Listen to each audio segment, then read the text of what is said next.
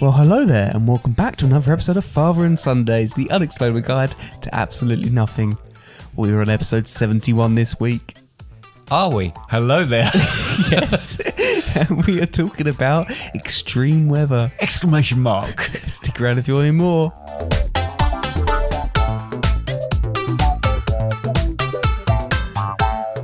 Hello there. Hello. Is that what we're going to do from now on then? Because you keep going up and down and all over in the vocal range in these podcasts. Yeah, I've said it before. It's to start a conversation, but which we're doing. And also just to keep it interesting. Okay. How are you doing? Not bad, thank you. How are you? Yeah, not bad, thank you. How are you? Did you want me to say something different? Well, no. Yes, no. I'm reasonably okay. How's your week been? Pretty busy, pretty work. Pretty work, yeah. Yep. Has been busy, yeah. That's because I'm the... Hey. Oh, right, okay. I'm the prettiest one at work. Are you? You work remotely, though, don't you? Yeah, I work remotely in my bedroom. So. Exactly, okay. I'm also the ugliest. You're second most prettiest there. Wow. No, anyway, right, so, yes, my week... I haven't asked about your work. Hang on. My week and work are put into one. I haven't asked yet. Go on. How's your week? It's been busy. It's been quite hot again, hasn't it, this week? We've had on and off. We had a few storms and that, which we'll talk about. But storms? Yeah. What? In a weather it has podcast? Been hot, but yeah. I mean, one thing I wanted to bring up was about last week's podcast, because we did Japan as our subject matter last week. And when I listened back to it, it did sound a little bit jaded. And that's not a sort of pun about Japan, but it did sound very jaded. We did say it was hot at the time, and I think that had obviously got to us by even within about 5 minutes of starting it, because we sound like we're shattered. If in reality that we could have done with not recording it that day, no. Which maybe some people would go, well, just leave an episode out for a week, but you know what? That's easier said than done. We don't do that unless we absolutely have to. So. But we couldn't record it the Saturday unless we wanted to record it in a middle of a field. No, because I was camping over the weekend, because I did something that's a local charity for the homeless, which is HARP, and it's a 24-hour race from 12 o'clock to 12 o'clock. So I went straight from work, pitched up my pop-up tent. But I have a question, Dad. Yes? Was it 24 hours this year? No, it wasn't, Connor. Oh. It started off... Okay, I got there. I popped up my tent, which did really work quickly. I've got a few issues with the tent, but we won't go into that now. But yes, we started running. We had a team of 8 of us. We were doing our running. But then it got to a little bit later in the evening on Saturday. After you had a delivery of pizza? After, yes, I saw your good self, and you brought me homemade pizza, which was absolutely incredible. And then... the weather changed slightly. So it went from being the HARP 24 we had a 6-hour interruption where, unfortunately, one of our people was out running at the time. We had a very, very violent thunderstorm, a lot of rain. So for 6 hours, they said no one's to run, and then we carried it on. So it was HARP 18 in the end. It takes me back to Phantasmic being cancelled in Florida. Well, we were all standing there and suddenly... Because of lightning. Yeah. It was... Well, due to inclement weather, we've had to suspend the HARP 24. I wasn't very happy when I hadn't slept hardly at all. And then at sort of 4:30 in the morning, one of the organisers was walking around to all the tents and bellowing out, we're going to start at 5 o'clock. So, you know, I'm thinking, for God's sake, I think I just dropped off to sleep. In fairness, though, they probably needed to do that. And they probably needed to do it. Didn't need to do it right outside my tent, though. Anyway. Someone else's tent. Yeah, someone else's tent. Not in my backyard. That brings us on to the subject matter this week, really. It was a thunderstorm. It was quite a violent thunderstorm, and being in a little stupid tent doesn't help in that sort of occasion. But I tell you what, it hit you like a bolt of lightning, the idea to decide we're going to do... Nice. Thanks. Extreme weather. Extreme weather. Because I'm very cautious about... I mean, extreme weather... I thought you were about to say, I'm very passionate about weather. I've never heard you talk about it. Extreme weather in this country is vastly different to around the world. But, from our experience, I was sitting in a tent, I've got to be honest, a rather flimsy, not big enough tent, Halfords. 2-man. It was no way two men could get in there. Two fully grown men. You might have just about been able to squeeze in there, but when you're my height... Excuse me, we're the same height. No, but I tell you what, I couldn't lay straight in this tent. This is not what we're supposed to be talking about. Size-wise, it's ridiculous. The only difference is you got a bit of a bigger belly than me. Oh, that's rude. Well, and less hair. You always go on about that. I don't think that's particularly a good thing, but you always go on about it. Anyway, being in a field with absolutely torrential rain and some of the worst thunder and lightning I've seen in this country. This isn't the Queen episode, sorry, Dad. Right. It was frightening. I must admit, I was sitting there in the shallow end of my tent, paddling around. I was sitting there thinking, this ain't good. And it was so frequent, the lightning as well, and it would just completely light up the tent. Well, at least you were pretty frightened, but at least you're not one that's normally scared of lightning. Must have been people there that are really scared of lightning normally. Well, there was someone who was in a tent, who was in my team, who was in a tent opposite mine, who actually at one stage, because we were messaging each other, because there was obviously one person was out running with their boyfriend. I'll tell you what though, sorry, just a quick thought. You were running out of battery in your phone. Why not just connect it to one of your tent poles and then just charge it really quickly? Tent poles? Yeah, because they're called lightning chargers, aren't they? What my tent was. They're called lightning chargers, aren't they? Yeah, they are. Yeah. Anyway, and this person kindly said to me, well, if you want to... They were frightened. They admitted they were frightened, but they said, if you want, you can come over to it. Because yours was full of... Because mine was filling up with water. And I contemplated it, but I thought by the time I open up my flaps, if you pardon the expression, and everything in all my dry clothes that I'd put in the middle of the tent would be wet, and I'd get soaked going over there. Later on, hours after that, when it finally stopped raining there, and I spoke to that person, it turns out the reason they invited me over was because they were very frightened about being struck by lightning, and they'd worked out if someone taller than them and an additional person, the percentage of them getting struck by lightning becomes less. It's very clever thinking. Very clever thinking, but rather upsetting at the same time. Because they were hoping you'd get struck by lightning rather than them. But there you go. Anyway, so that was an experience which made me... Yeah, it is quite funny. But made me think, well, I am quite... It's weird because it can become really destructive, the weather. And as I say, especially around there. And lots of people, unfortunately, die through things that happen, through hurricanes, through typhoons, through lightning, whatever, floods. But there's something, if you're in a safe location and you're watching, there's something quite... Did you know the adrenaline starts, and it's quite fascinating and quite exciting. I can sit in a house where I feel like I'm safe and watch a storm. It can be a really violent storm. It's quite exhilarating. Being out in it is a different thing entirely, but actually watching it from afar... I quite like listening to rain. I know obviously that's a different scenario, but I quite like the sound of listening to rain hitting a tent. I quite like the sound of that when you're laying in bed. One thing I will say though... Yeah. Sorry, just a little bit of brief information there. Yes. Because you said about people getting struck by lightning cause a lot of disaster. The people being hit by lightning doesn't necessarily cause all the problems. It's when things get hit by lightning that cause other problems. Yeah. Because if you think about how many lightning strikes there are, it's very, very... Compared to the amount of lightning strikes there are, for someone to get hit by lightning is very slim. Do you know how many lightning strikes there are on average? No. Every second.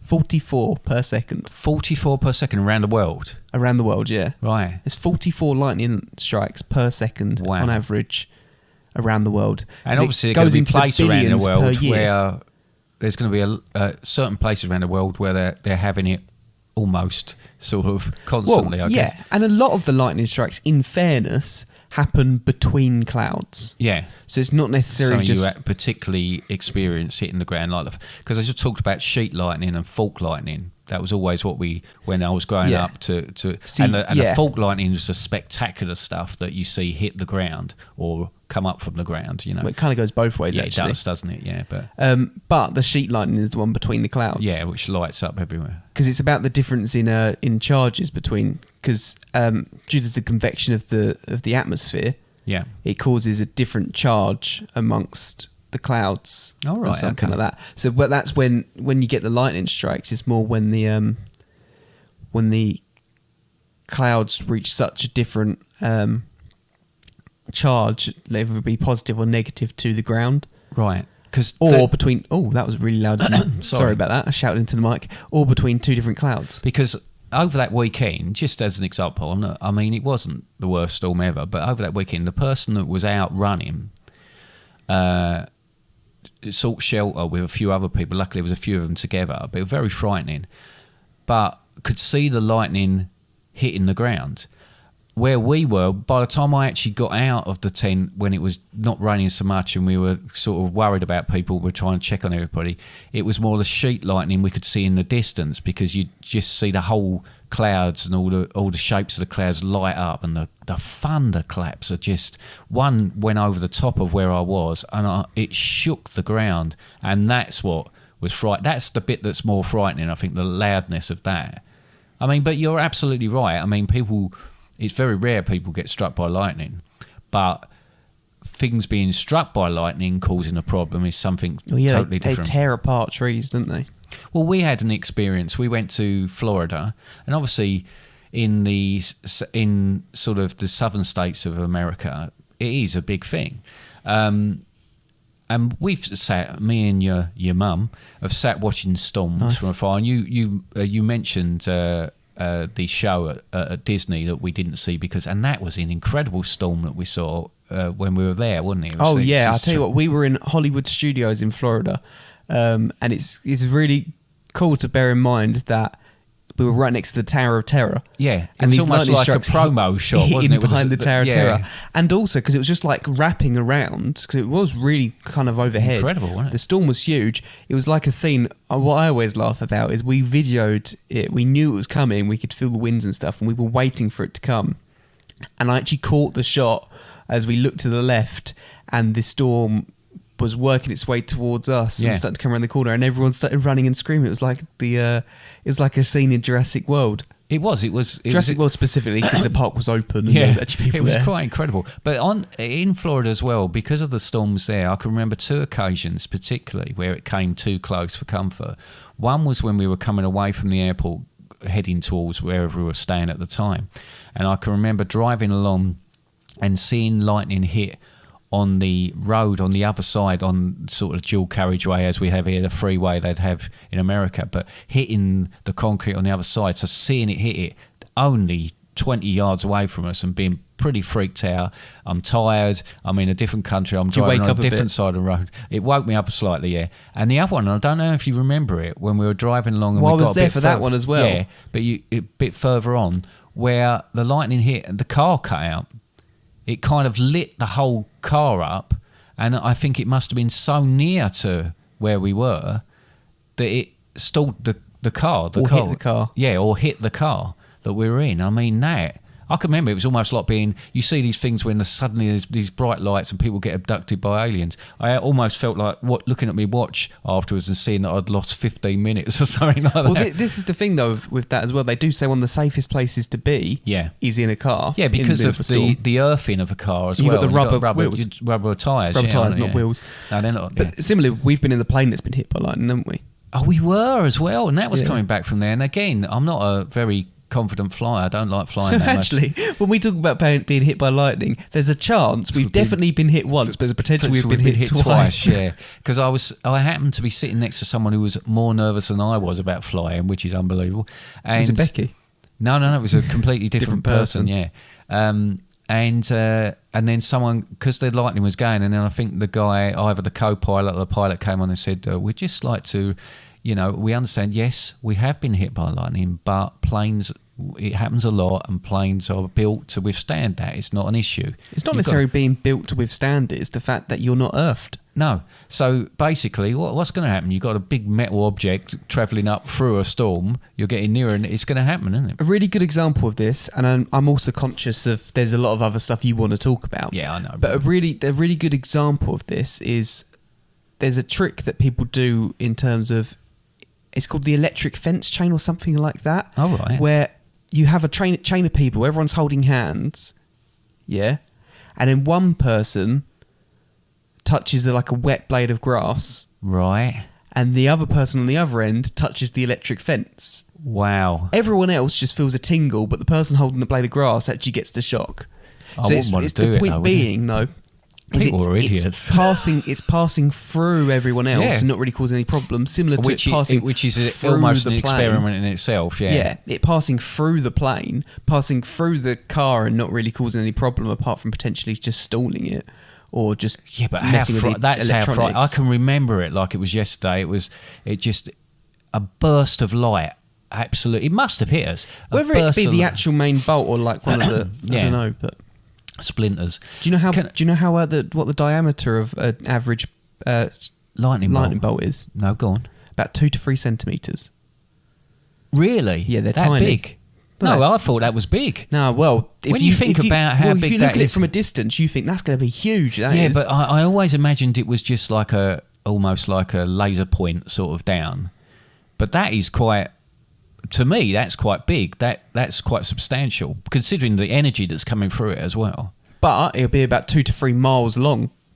Good God.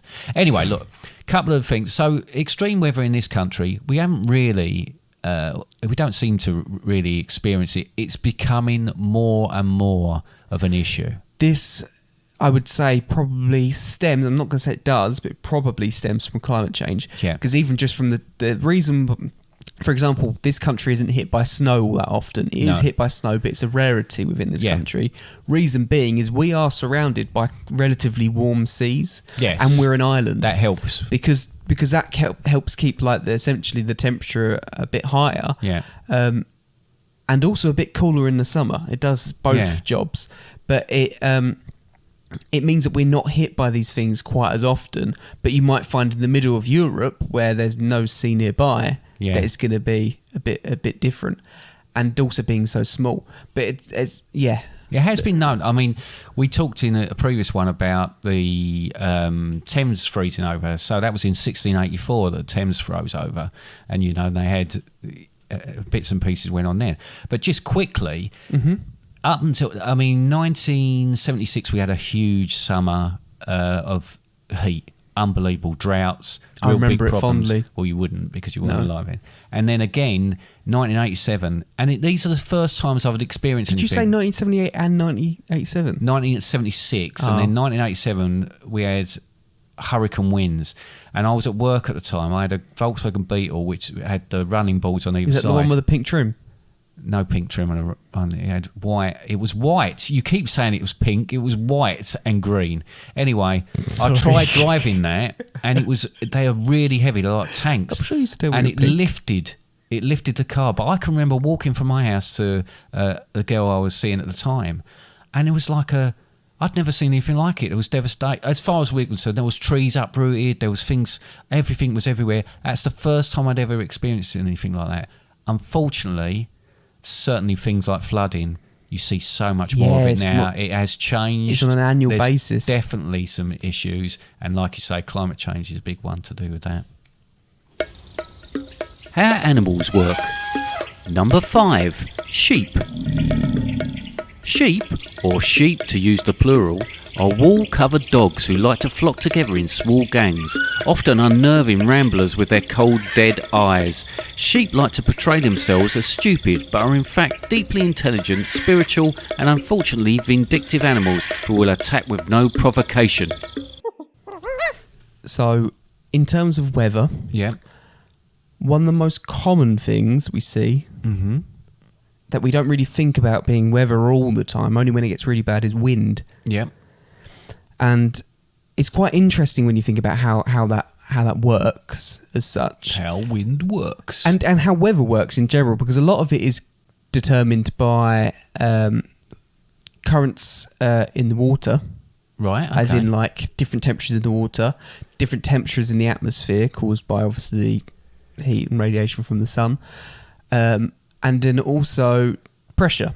Right. Pressure and temperature do link quite well together in the fact that when you've got a higher temperature, the pressure increases, I want to say. Okay, well, say it then if you I think have that's right. conviction in your... I think that's right. Yeah? Because particles are moving around a lot more. Okay. So what this also means, though, is where you've got areas of low pressure within the atmosphere and you've got areas of high pressure within the atmosphere, if you can imagine that areas of high pressure are going to want to escape, so they escape to the areas of low pressure, taking all the particles with them and causing essentially a gust of wind. Now, when that's in extreme conditions, that's when you start to get like extremely high pressure. Right. Then you'll start to get bigger gusts, and that's when you start to cause further So currents. that's why certain places around the world are susceptible to that rather than others then. And then also the God, this is bordering on actual facts. You know clouds as well. And I mentioned about convection kind of current within clouds. That works in the sense that you've got the it goes up to a lower pressure and then comes back down and does almost a circular motion. And what that can also mean is that when that gets is if that's, I want to say if it's slower or it's lower than it then you just get clouds forming. But when it goes at a higher rate, then that's when you start to cause things like where it goes incredibly high, you can get things like tornadoes and stuff. This bit, I'm doing a little bit less of, my knowledge isn't as great on it. But can I just say the gesticulation you were doing there could have been like a top dance move on any disco floor there. Yeah, there was at one point when you were waving one arm around your head and the other one was slightly on your hip. It looked fantastic. Thank you. That was my teapot. Yeah, that was your teapot one. Yeah. But no, that's, I mean, so... But it makes sense though, doesn't it? It's From a really high pressure to interesting low pressure. Oh yeah, a really interesting subject. When you see the meteorologists and they talk about it and they start, you can see how passionate they get about going into the detail of why these things happen. Now, you said that, and obviously around certain parts of the world, and you mentioned about us as an island and where we are as far as the equator's concerned and the seas around and what influences the weather in our country. But that's why when you go to other countries, we've talked about Florida, more of a tropical climate. That's why you're going to get more extreme weather in that sort of case. That's why we see these absolutely incredible storms and the torrential rain and the violent winds. You know, it becomes and that it is more seasonal amplified. as well. When it's hotter temperatures, things like storms happen more often. Now, hence the reason it's starting to edge towards summer, and it is now summer, I believe. Apparently so, yeah. Yeah. We had that storm at the beginning of the week. Well, it always used to be that it'd build up when you had hot weather in this country. It'd build up and build up and build up, and then you'd have a storm, and everybody go, "Oh, thank God for that! It's not so muggy now." It's and it was a freshness to it, and then it would start all over again. Storms, though, and rain and stuff like that is incredibly good for the planet. Not only because it waters plants and it keeps everything moving, but for the cleanliness of the air as well. So things like the cities, and this is why went out to our cars after the storm last week, and they were filthy. Yeah, you'd think the rain would wash everything off, but no. It's if there's a period in the fact that it's not raining, that this is going to bring down all of that pollution and all of that bad stuff that's in the air. It's going to bring it back down. Going outside, it always smells quite fresh if you go outside just after it's rained, and I feel like part of that is because of like everything being a bit damp, but it's also because the air's cleaner. The air is cleaner after the rain. Another fun reason why it is safe to eat snow to an extent, because there's a certain amount of just different things like pesticides, for example, manage to make their way into snow and all this different stuff because it's in the water. Right. Things happen. Things make its way into snow. But on the grand scheme of things, because of how little the amount there is, snow is safe to eat. Apart from Yellow snow. the first flurry of snow. The first flurry of the snow is going to do the exact same thing as the rain, and it's going to bring all the harmful chemicals and the bad chemicals that are in the air and bring it down. When you are standing outside and you are trying to catch the rainwater on your tongue, wait a little bit before you start drinking the rainwater, maybe. Right. It's still going to be cleaner it's a than... good tip. Good tip for cleaner anybody. than drinking from a puddle. So if you do walk around with your mouth open looking up at the sky, right, you've always got to react quickly. You can do it, you give yourself a minute, and then if you want to, like... The thing to remember, it's never going to be pure water. Even as much as we go rainwater, if rainwater is the safest way to kind of drink water in a sense, running water is always going to be safer than I would always water. think, yeah, but, I guess... in a sense of that, you got to remember it's not going to be purified. No, and I guess you see people when they take their canteens out and they fill up rainwater, and you think, well, that's got to be pure because it hasn't hit the ground, and surely it's a problem when it forms puddles and you've got other stuff in there. But you're right, it's coming through the atmosphere or coming through, and it's picking up a lot of stuff that we're creating. Most rain starts as snow. Oh, what? Because it's as cold as that, where it in the atmosphere, where it starts. See, snow's a weird one because we used to have. It used to be sort of. It is a weird one, actually, isn't it? Once every sort of year, and around February time, we suddenly would get this, and they'd talk about the beast from the east or whatever, and we'd get this snow, and it's a bizarre thing because it's very, very dangerous, especially if you're travelling it anywhere. However, there's something about it when you've got a blanket of snow everywhere, and you go out, and the light's different, and you're walking, and you've got the crunch of it all. It's just, and I guess it's like any weather. If you're dressed appropriately for where you are or what you're doing, it's not an issue. Yeah. So there's something fascinating, but unfortunately, people got to go work. People got to deliver stuff. People, have got. He says that he's wearing his uniform still. I'm still wearing a postman's uniform. Costume, yeah. We talked about Florida, and we talked about, obviously there's areas within, and there's something, I believe it's called Tornado Alley, they refer to it as, and it's not an accurate sort of picture, but there's a sort of area around, so you've got Texas, Louisiana, Oklahoma, Kansas, South Dakota, Iowa, and Nebraska are in this sort of area. Quite a big alley. Yeah, a massive alley. But then you get the storm chasers. Massive alley. Massive alley, yeah. Massively. And you get these storm chasers that go out there. And I mean... Diagonally. Shut up. Now... Like in a Twister. Like in the film Twister, yeah. But basically, these people chase these storms. There's obviously scientific an element to it to actually understand more about... And if you watch a film like Twister, that's what that's supposed to be about, to understand more about what happens within a tornado. But that fascinating. There's something about extreme weather like that. And as I said to you, I mean, if I was in that situation, it might be totally different. But the thought of being with people that are chasing those storms, that are monitoring them, and you're right on the cusp of something, you see those sort of twisters hit the ground. I mean, these things cause mayhem and death and that. So it's not to be sniffed at, but... Again, it's that exhilaration, it's seeing it, it's knowing that actually this is a little bit dangerous or quite dangerous, but I'd love to do it. I'd love to be involved and sort of chase these storms around that sort of area. Yeah, I mean, it does seem interesting. It does. It seems the sort of thing. Now, as I say, whether I'd brick it if I was in that sort of situation and wouldn't want to go anywhere is another thing. But as we stand, I mean, it's like anything, isn't it? I used to go to the Science Museum, and I don't know if you remember, but they used to have an earthquake machine in the Science Museum. Now, it was basically a platform, and what they used to do is I remember the bit where you put a straw on and bite a bit of metal, and then it would play music through your teeth. Yeah, it's that. Extreme teeth music! ! No, there was this platform. ! There was this platform, and it would do a series of. So it would do the tremors and the noise and its shake. Similar to the red twister to a certain extent. To a certain degree, but this was a bit more scientific. Simulation. And it was actually simulating what it was. Now, you used to go on there and you think, oh, great. I mean, the actual being in an earthquake.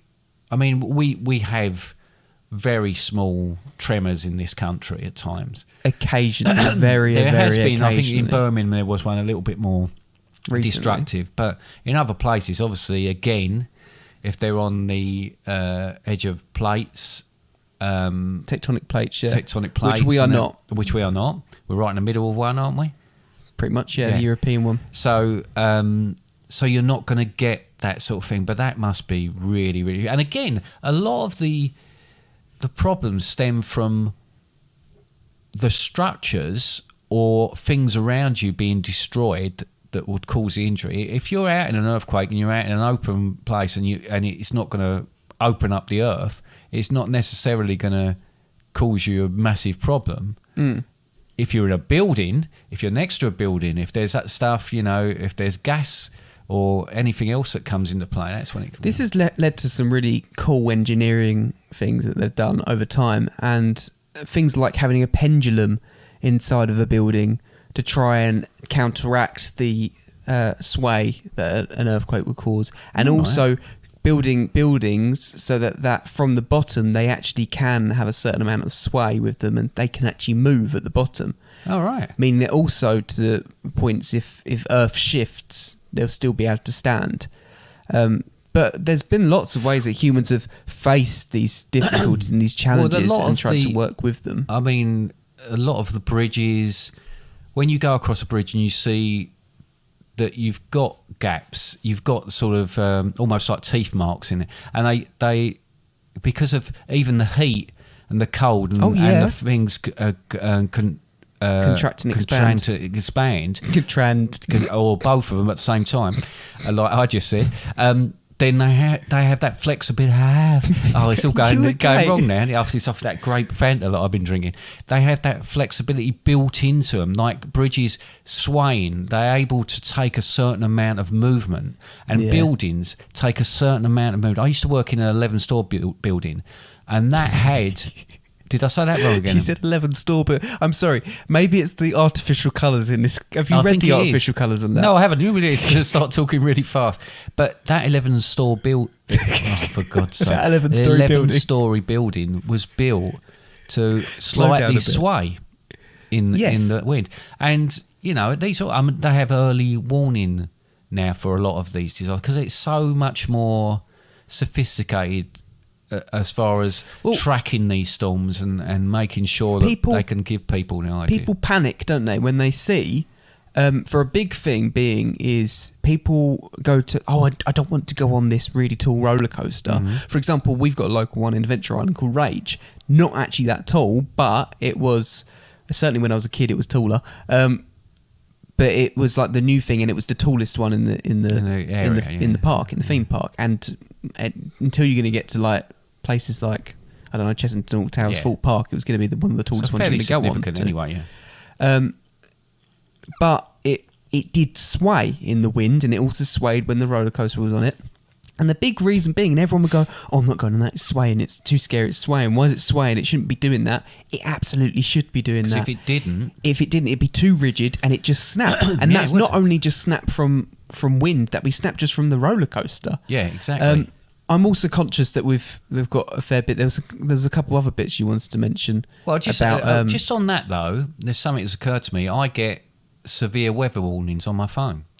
Now that might be heat or a storm or something like that, but quite often I get a yellow alert or a red, So straight away you've got that sophistication, even at the level of a mobile phone, that you get a warning that this is going to happen. Now, a few things I was going to run through was just some of the sort of headlines of stuff. So the world's hottest temperature, 134 degrees Fahrenheit, which is 56.7 centigrade.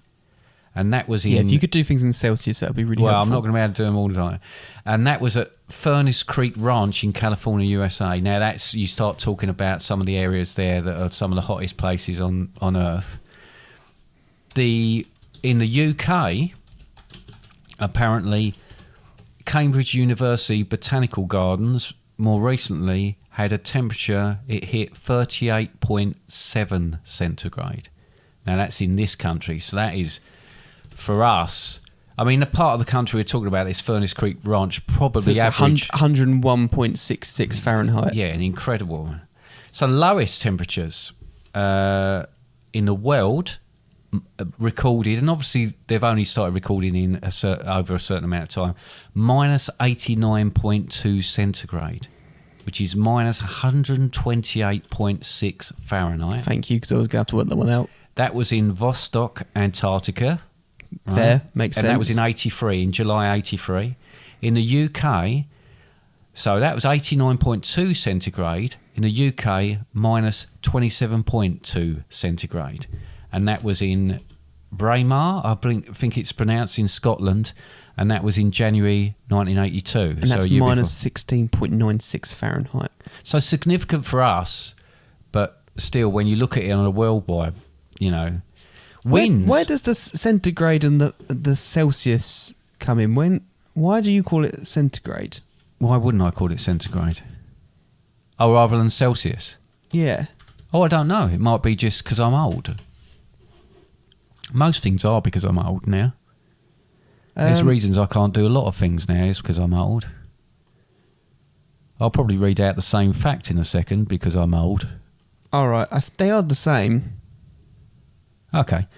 Right. Highest wind speed ever recorded occurred on Barrow Island, Australia in April 1996. They're on the same scale. Sorry. As part of Tropical Cyclone Olivia, 253 miles per hour.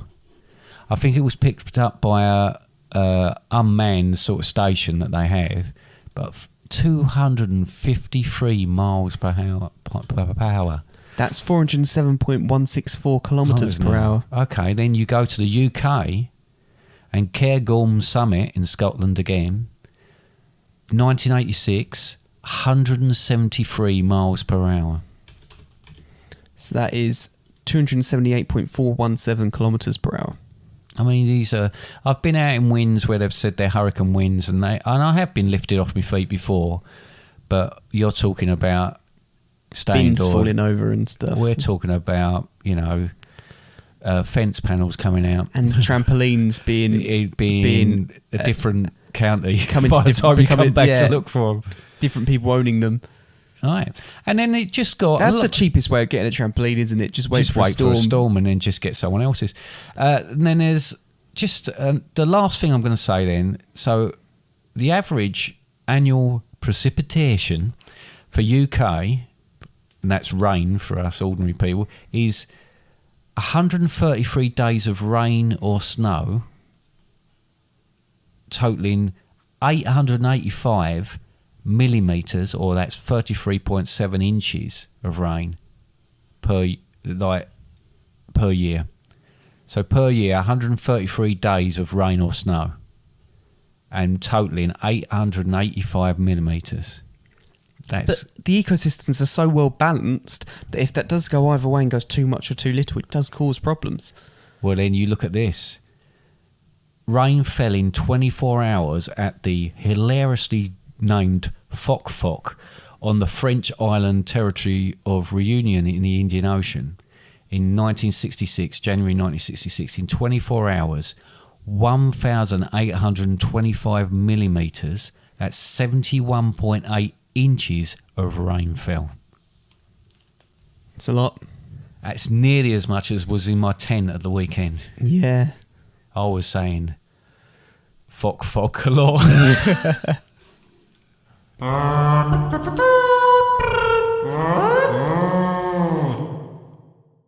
Well, I've learnt so much about the weather today, but I really wish I had something in musical form to help me learn or find out something. It's funny you should say that, because after some rather traumatic 24 hours, I have a song for you, which is just, usual nonsense. Did you find your wire then to be able to... I actually, if I could use this as a platform. Just public safety. Or I've public lost a announcement. wire for my recording equipment. It's caused me a lot of angst and was only slightly sort of eased today when Connor told me another way of doing it.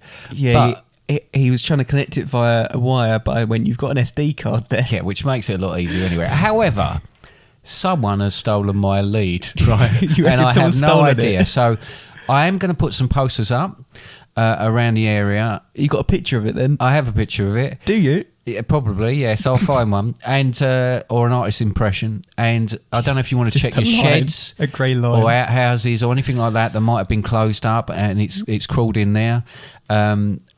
I won't ask any questions if it's handed back to me. There's a bit of an amnesty with this, but I would really like to see it again. Is there a reward? I will think about it, and I will let you know. But in the meantime, please enjoy my song if you can.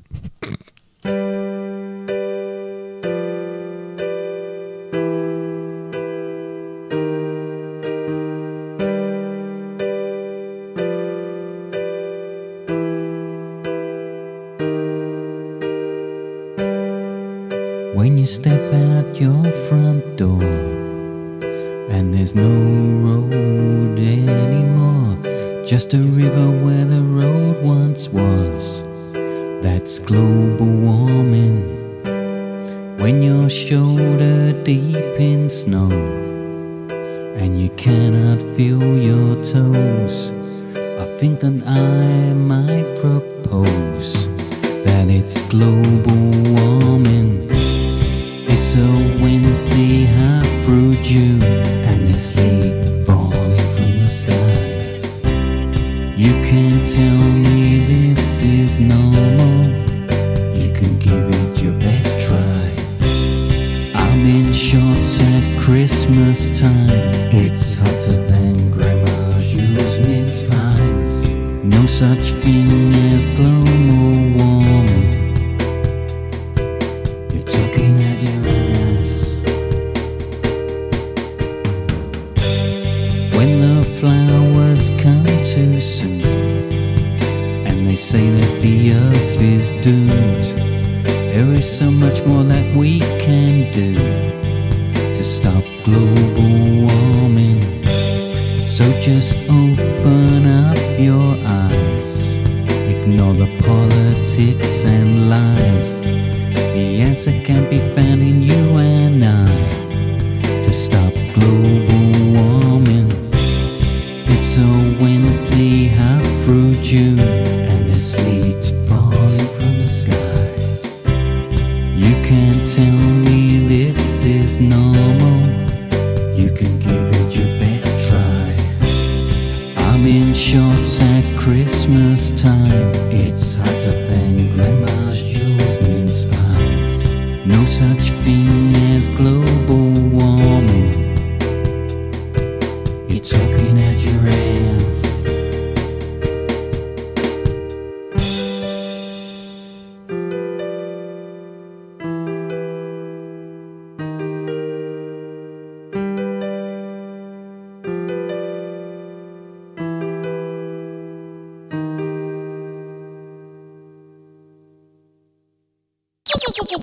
Game time. Oh, what a fantastic song! But it does feel like a long time ago we were discussing the weather. It does, doesn't it? It seems Yeah. almost sort of an hour or so ago that we were discussing the weather. Yeah, and I feel like I'm more full Yeah, with dinner. we had a nice break, haven't we? It's been a lovely day. We've done a Yeah. little bit of podcasting, a little bit of dinner, and now a little bit more podcasting again. Yeah, Yeah. but that was a good laugh when we came back. I said that was a lovely song. And you went, Well, it's because you haven't actually heard the song. That's what. It's a bit like that's my favourite What? Sting. You know, That's- so you tend to hear it, or quite often you hear it after we've actually recorded and it's placed in there. But you know, more for you. Then you never know what I'm going to put in there, do you? Anyway, we've got to do a little. Well, we haven't got to, but we're going to do a little quiz on weather again. No way, Something that's we've never not done like before. us. So, I've got a sting for it. Do you want to play a sting for it? "Yeah, I'll play the Sting." And will you like it? Probably. We'll see.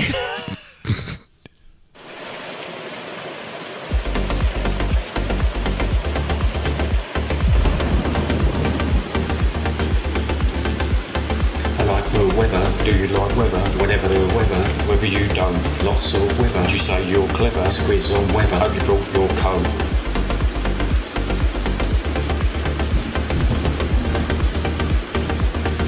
Weather quiz.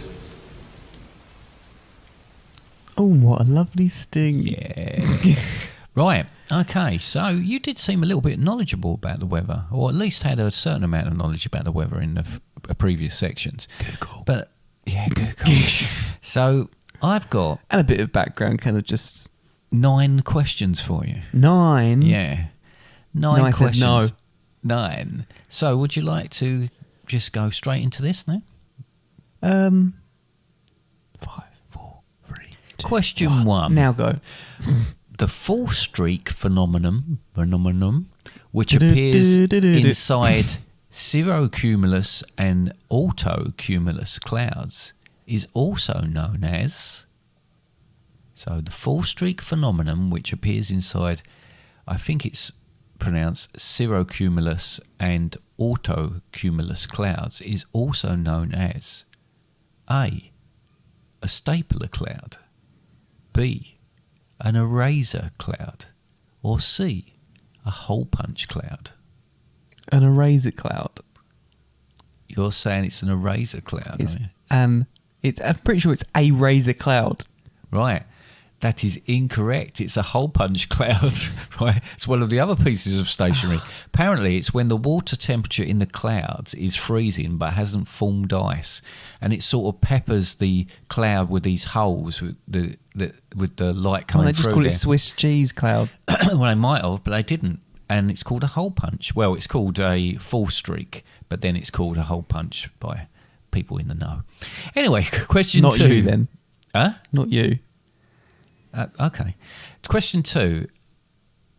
Tornadic water sprouts. I'm going to say that again because I said both of those words wrong. I'm You said pretty sure sprouts. tornadic, as in tornado, tornadic water spouts, right, can suck fish out of the water, carry them into the clouds, and deposit them on land. True or false? True. That is true. Yeah, because it's rained fish before. It's rain fish. It does it with frogs, and which will be And a cats and nightmare. dogs. Yeah, and cats and dogs. Anyway, question 3. Typhoon Haiyan was one of the largest and strongest typhoons ever recorded. But what speed did the winds reach? A, 195 miles per hour. B, 200 miles per hour. Or C, 205 miles per hour. Wasn't this we said about the highest wings earlier on in the podcast? We did. It wasn't a typhoon, was I it? don't think it was that one we were talking about. And this is one of the largest and strongest typhoons ever A. recorded. So you're going A, 195 miles per No. hour. C. You're going C, 205 miles No, per A hour. again. Which is it going to be? A. A, 195 miles per hour. That is correct. Yeah, It is it's only because you changed. 195. It's because you changed your facial expression and Did like, I? Oh, and right, the way you did I? spoke when I said C Question 4. to a more exasperated. More exasperating than it normally is. Question 4. Which of these was not a Met Office storm name for 2021-22? Oh, so I should know. Was it A, Gladys? Was it B, Henry? Or was it C, Dudley? Hang on. So Gladys was one. F male, E female, D male. Or you've done it correctly. Did you do it on purpose correctly? I don't tell my secrets. I think it's Henry. So you think Henry wasn't one of the Met Office Yeah. storm names for 21-22? That's correct. It is one that sits outside of that. Gladys and Dudley were storm names. Question 5. Because it goes male, female, doesn't it? I'd forgotten about that. So it was a fluke that Dudley was in there, and I'd done it in the right way. But anyway, well, it weren't a fluke because it was the right way. Yeah, it was right round. It's anyway, the fluke that Henry was. Yes. If it was it? Yes, it was. Yeah. What? Who am I? What's happened? I shouldn't have had that food. Question 5. Fanta. In You're in the come Australia, down now. in Australia, dust devils are upward spiraling vortices, right? That can reach up to 1,000 foot. But what? No. God's sake. Do you want to try again? Yeah. Question 5. In Australia, dust devils are upward spiraling vortices that can reach up to 1,000 feet. But for the Aboriginal native Australians, they are thought of as spirits and are called A. Dick Dicks, B. Wanga Wangas, We haven't had this for a while. or C. Willy Willies. Aren't Dick Dicks actually an animal? They are, yeah. So, do the Aborigines or Aboriginal Australians call dust devils Dick Dicks, Wanga Wangas, or Willy Willies? I'm going to go Wanga Wanga. Wanga Wanga. No, so near as yet so far, it's actually Willy Willies. It is Willy It's Willy Willies. Willy. I thought that was you were laughing too much. No, I just thought it was funny. That's why it's got in there. They called it Willy Willy. Question 6. In 2003, a heat wave caused what to happen on a farm? Very vague question. I hope it's multiple choice. It is multiple choice. In 2003, a heat wave caused what to happen on a farm? A. Apples to melt. B. Grapes to turn into raisins. Or C. A farmer to feel slightly faint. It's going to be a farmer to feel slightly faint. It's going to be one of these really weird articles that you've just come across and it made you laugh because it was so basic. So that's what you're going for? Yeah, see. It's not. I can't believe I've just thrown that one in. Stupid. It was B. Grapes turned into raisins. Unbelievable. Must be not. Right, we're nearly at the end of these then. Question 7. You can tell the temperature by counting a cricket chirps. B. That's supposed to say chicken clucks. It actually says chicken clocks. Right? Or C. Goat bleats. You can tell the temperature by counting cricket chirps, chicken clucks, or goat bleats. So it's about what's going to affect, how the heat's going to affect different things. Yeah. And I would say, based on the reverberations and potentially, I'm going to go with the Chicken clocks. Well, that tells you the time. It's A maybe 1 o'clock. Cricket a rooster. chirps. Fair enough, does tell you when it's morning. Does. Cricket chirps. That is correct. I don't know anything more about that, but you can look it up yourself. Question 8. The heaviest ever recorded You said that was the hailstone last one. fell. No, I didn't. I said we're getting towards the last one. Oh right, okay. Question 8. I said at the beginning there was 9 questions. Yeah, I know, but I lost count. Question 8. The heaviest ever recorded hailstone Say question 8 again. fell in Bangladesh in 1986. But how much did it weigh? Did it weigh A, 1.95? What? Right, I'm going to be 1.95 something what? really embarrassing here. Right? LBS. Pounds. Oh, Pounds. I can't do pounds. Right. Did it weigh 1.95 pounds, 2.5 pounds, or 2.25 pounds? And why the hell is pounds LBS? I don't know. Makes no sense. I'm sure it does make sense somewhere, but I lost track because So, Hailstone, Bangladesh, 86, 1.95 pounds, 205 or 225. 205. It's 225. I just went down the middle. Massive. And your I last can't- question, I have because no comparison I run out of questions. there. Question 9. Where is... You're already laughing. No, because I'm just an idiot. Where is the foggiest place on Earth? Oh, mate, and this is going to be an interesting one. Is it? Because you were writing these earlier on today, and you're just, I think, starting to get to the point where you're just really struggling I'm to very do tired. Question A. Why you've only got 9? Question A. Where is the foggiest place on Earth? Is it A, Gordon Banks? B, Bottle Banks? Or C, Grand Banks? it. Grand Banks? It is Grand Banks. It's off the coast of Newfoundland.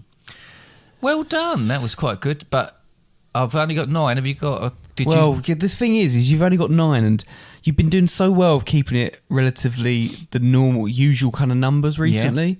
So I thought to write a question for you so you could stop, didn't I? Excellente. So I'm going to be honest, it's not a multiple choice question. Oh, no, that's not good. And- That's not fair. But what I will say is we didn't speak about it, but we mentioned something earlier on in the podcast. Yeah. Which we'll see. Which Greek philosopher wrote the book Meteorologica, which also led to the term meteorologist being used for those who study the weather?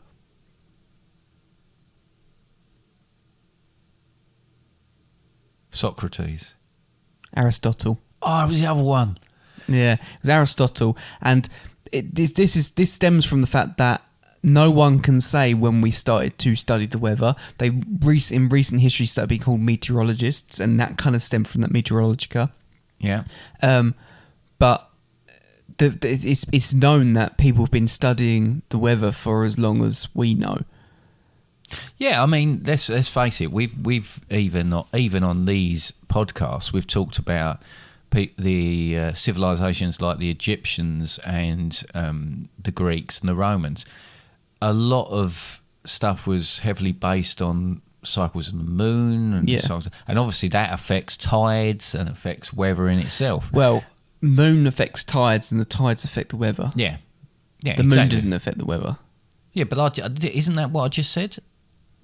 Yeah, kind of. I said the moon affects tides. But you didn't clarify. And then, sorry.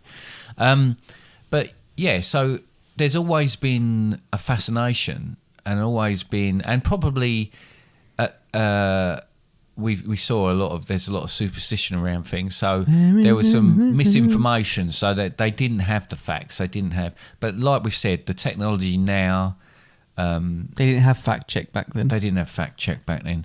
So it means that we are. I mean, when we said this earlier about the early warning systems for a lot of these things, it doesn't stop the damage being done, but it does give people the opportunity to find safe haven until it passes. Yeah. So quite often, and especially if you look into this stuff in America with the storms, people will go to shelters and then come out and see the devastation it's caused. But so this actually leads on to another thing that I wanted to mention earlier on the podcast, but I held off because I didn't know whether it's going to be part of your quiz, but now I can tell it was not part of your quiz. okay, go for it then. So I learnt some really interesting information that just kind of made me go, oh, that's really cool. So, because sometimes it's pretty much impossible to determine, or not impossible, but it's harder to tell when things like lightning will strike and stuff like that, and what feather has effect, because other things that we do can have an effect on them. Right. I'm going to start this off by going, it's not something we have an effect on, but have you seen thunderstorms or lightning strikes when a volcano erupts? Well, funny enough, doesn't it actually instigate? Yes, it almost like works as a catalyst, because all these rocks flying up and whatever towards that charged cloud, Yash. It's oppositely charged, starts to form these strikes, and these strikes create these amazing events around volcanoes as they erupt. Now, a similar thing. Did you know? Coming with a did you know? Excellent. Did you know that similar to that being a catalyst to that event, Yeah. a helicopter can catalyse a lightning storm, a thunderstorm, to start. What, because of the turbulence it causes? No, because a helicopter, when it flies, is negatively charged. Okay. So due to it being negatively charged, if it comes close to a positively charged cloud, it can instigate the lightning to start. And I thought it was really interesting, the fact that, because it's one of these things that myths that helicopters cause thunderstorms, but it's actually true. But when you say negatively charged, Yes. what do you mean that there's? What do you mean by that? It's would that be the same for a plane? Is a plane negatively charged? I'm not sure exactly how it does it, but it's likely similar. And I'm not going to go in and say I'm saying this as an assumption. So All I was saying was it specifically helicopters. You know how charge works. Well, I'm thinking Yeah. positively. It's due to the exchange of electrons. Yeah. Yeah. So I don't know exactly this, but my assumption is it's similar to how you rub a balloon on your shirt. Yeah. And it distributes the electrons. It pushes them onto the other surface. I think the same kind of staticness, that's a word. Staticness, excellent. From my Just assumption, it invent might things all be along. that the blades pushing through the air have a similar kind of effect. All right, okay. Because they're going at such a high velocity, they potentially roll off. That could be utter rubbish, and I've made it up. But I've said it in a way that makes it sound like it could be correct. And a good did you know, because I did not know that. Did you not come across that? I did know a little bit about the volcanoes, but I did not know about the helicopter. Yeah. Nice one. I thought it was quite cool. And it's good to hear someone else using my catchphrase. Well, did It's you obviously know? caught on. Did you know? Yeah, you have to go higher and Well, higher. what every you time. didn't do at the end of your little quiz is sing about and the that's- end. Well, a little while ago was the end of my little quiz about weather. And after that was the end of my little quiz, which was right. even littler. It was. My Just- percentage of questions I got right on your quiz was a lot better than the percentage of questions you got right on my quiz, though. They were, but yours weren't multiple choice. Well, the quiz I gave you only had one question. You got it wrong, so you got 0%. Yeah, and the ones you had, you always had a chance. You had a chance of that one. You You had went 33. Can I just point out, you went, oh, it was the other one, which means you only had two in mind and it was a 50-50 for you, Yeah, which is but better than if the you'd odds have of my said- ones. If you'd have said Aristotle or Socrates, or one other, I may have thought, oh, hang on, no. I forgot about Aristotle. Yeah. But you didn't forget about Aristotle because you went, oh, it was the other one. It's the, yeah, all right. Okay. So you had a 50-50 well chance. Done. That would have well ruined done your for making chances. me feel stupid. That's okay, not a problem. Have you got anything else you want to say? Or are we going to tie things up? Are you okay for me to begin to tie things up? No, begin to tie things up. All right, so we haven't got any questions or comments at the moment. No one sent us anything. No? But you absolutely can send us something. You've gone on our website, fatherandsundays.com. We have a contact page. You can leave comments, questions, suggestions, and complaints. Oh, that a little bit of a burp. You can complain about that, because I'm going to when he's finished. You can also access all the episodes on there, and you have all the links to all the different podcast platforms. We are on all of those. We've got the Facebook, Instagram, Twitter. Like and follow us on those. Rate us on your chosen podcast platform. You can also comment on those. But then there is also the store. If you want to help support us, keep us going, then you can absolutely do that. But otherwise, there are adverts which help us along. Okay. Just one thing I'd like to add. I've had a think about it, and I would like to offer up a reward of £5 English to anybody that returns my cable.